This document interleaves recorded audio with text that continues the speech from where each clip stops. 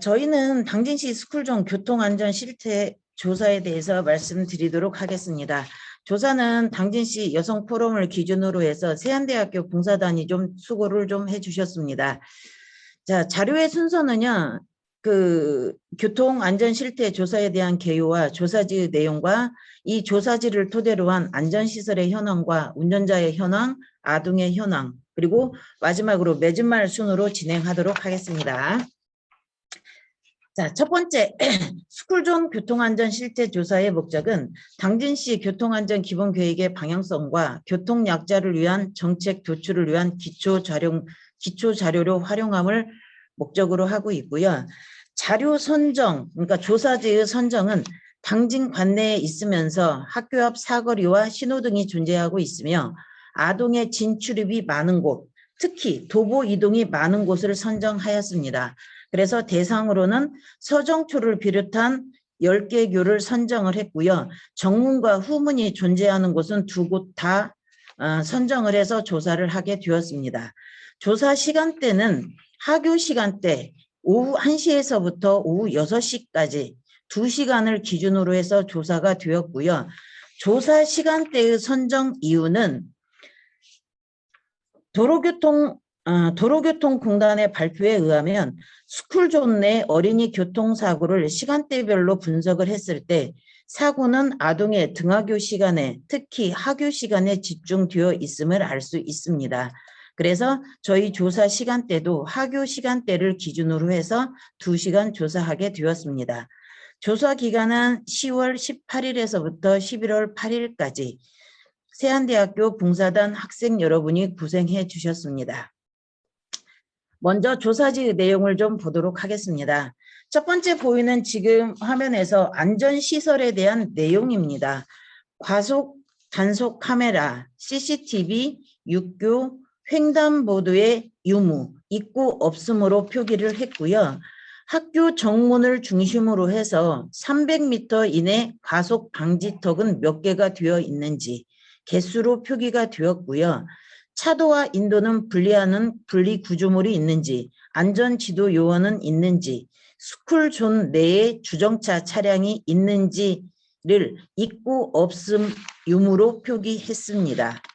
그리고 다음은 운전자의 조사 내용으로요. 운전자는 스쿨존 내 진입을 했을 때 30km 이내로 속도를 줄인다든지 일시 정지를 한다, 정지선을 지킨다, 신호를 준수한다, 신호를 준수하였는지 이것을 통행 횟수로 표기했습니다. 다음은 아동에 대한 기초조사 내용으로요.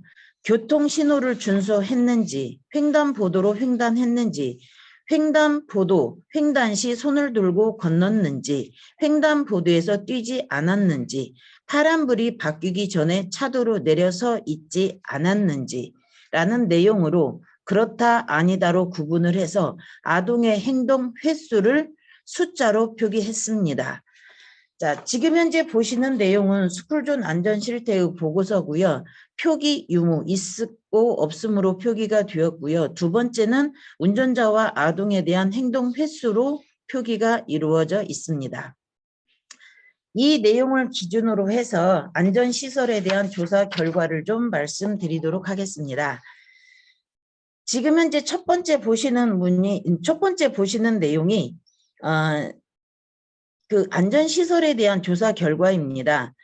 2020년 3월 25일부터 시행된 민식이법이 적용된 이후 국회는 그러니까 민식이법이 국회를 통과하면서 정부는 2024년까지 14세 이하 어린이 인구 10만 명당 교통사고 사망자 수를 1.1명에서 0.6명으로 줄이겠다는 목표 아래 차량 속도 제한을 30km 미만으로 낮추고 2020년까지 어린이 보호구역 내에 무인 교통 단속 장비와 신호등 설치를 완료할 예정이라고 되어 있습니다.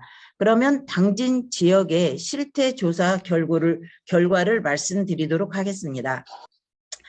과속 카메라는 91%가 설치되어 있습니다. 설치되어 있지 않은 한 곳은요, 시골 학교, 그러니까 시골 학교라 하더라도 그 2차선 도로가 아닌 1차선으로 마을 진입로에서 좀 들어간 부분이기 때문에 과속 카메라가 그러니까 설치가 되어 있지 않았나라는 생각이 들고요. CCTV는 100% 설치가 되어 있습니다. 그리고 스쿨존 내 횡단보도는 91%이고요. 횡단보도가 표기가 되어 있지 않은 후문은 비포장 도로이기 때문에 횡단보도 유무가 없는 걸로 조사되었습니다. 그리고 안전지도요원의 유무는요 73%를 차지하고 있습니다. 나머지 27%에 대해서는요 정문과 후문이 있고 그 다음에 후문도 한 군만 있는 게 아니고 전체적으로 진출입을 할 수 있는 곳이 3군데 정도 있는 학교도 있더라고요. 그런데 실질적인 안전지도요원은 학교당 1명이 배치가 되어 있고 그리고 이 안전요원의 근무 시간은 학생들 등교일에 맞추어서 3시간씩 근무하도록 되어 있습니다. 그러다 보니까 조사 시간을 포함을 하거나 또는 벗어나는 시간대에서는 안전요원이 없다고 표기가 되어 있습니다. 그러니까 실제적인 근무 시간보다는 아동의 이동 시간이 더 많다는 데 문제점이 있고 또 한 가지는 진출입로는 정문 한 곳만 있는 게 아니고 후문에도 있을 수 있기 때문에 안전지도요원이 진출입을 할 수 있는 문마다 1명씩 배치되어야 되지 않는가라는 생각이 들었습니다.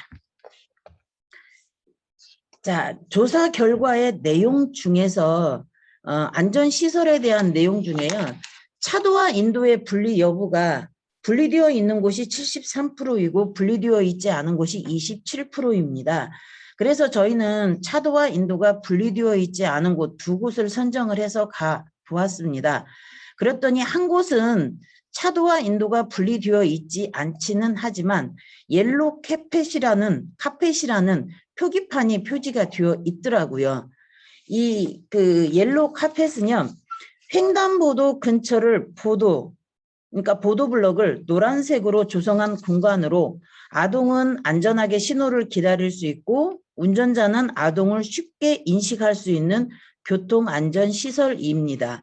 이것이 한 곳에는 설치가 되어 있고 방문한 나머지 한 곳은 이 옐로 카펫조차 설치가 되어 있지 않은 상태였습니다. 그리고 스쿨존 내 주정차 차량 유무는 있음이 36%고 없음이 64%로 수치 결과가 나왔습니다. 원래 스쿨존 내 주정차는 없는 게 맞습니다. 그래도 아직까지는 스쿨존 내 주정차 차량, 그러니까 불법이라고 볼 수 있는 주정차 차량이 36%나 차지하고 있습니다. 다음으로는 운전자의 조사 결과를 좀 말씀드리도록 하겠습니다. 아까 질문지 내용을 토대로 해서 수치 데이터를 표기를 해 놓았고요. 이 수치 데이터를 표기한 결과를 가지고 내용을 좀 보도록 하겠습니다. 자, 처음 보시는 30km 이내의 속도를 줄인다는요. 저희가 속도를 잴 수 있는 장비가 없었기 때문에 눈으로 확인을 했을 때 현저하게 속도를 줄이는 거. 그러니까 스쿨존에 진입을 했을 때 현저하게 속도를 줄이는 차량을 구별을 좀 해보았습니다. 그래서 30km 이내로 속도를 줄인다는 것은 52.7%를 차지했고 스쿨존 내 진입 시 속도를 줄이지 않는 비율도 47.3%나 되었습니다. 그리고 진입을 할 때 일시 정지를 하는 횟수도요. 33.5%는 일시 정지를 하고 일시 정지를 하지 않는 것은 66.5%나 되었습니다. 스쿨존 내의 주정차나 무인다속 장비의 탄력적 운영을 주문하는 목소리가 좀 많이 있습니다. 하지만 조사 시간대가 스쿨존 내의 등하교 시간대를 감안을 한다면 여전히 이 속도 줄이는 것과 일시 정지를 하는 결과로 봤을 때는 개선의 여지가 보이는 높은 수치라고 할 수 있겠습니다. 다음으로 보시는 것은 정지선을 지키는 것과 신호를 준수한다라의 결과 표시입니다.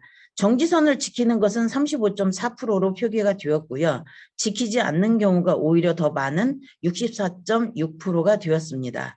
그리고 전체적인 신호를 준수하는 것은 85.1%, 그리고 아니다는 14.9%로 표기가 되어 있습니다. 이상의 결과로 봤을 때 아직까지 당진 씨는 운전자의 인식 개선과 준법 의식 고치가 꼭 필요하다고 생각이 듭니다. 다음은 아동에 대한 조사를 말씀드리도록 하겠습니다. 아동은 교통신호를 준수하는 것과 횡단보도로 횡단하는 것과 횡단 시 손을 들고 건너는 것, 그리고 횡단보도에서 뛰지 않는다, 파란불로 바뀌기 전 차도에 내려 서 있지 않는다를 조사한 내용의 결과입니다.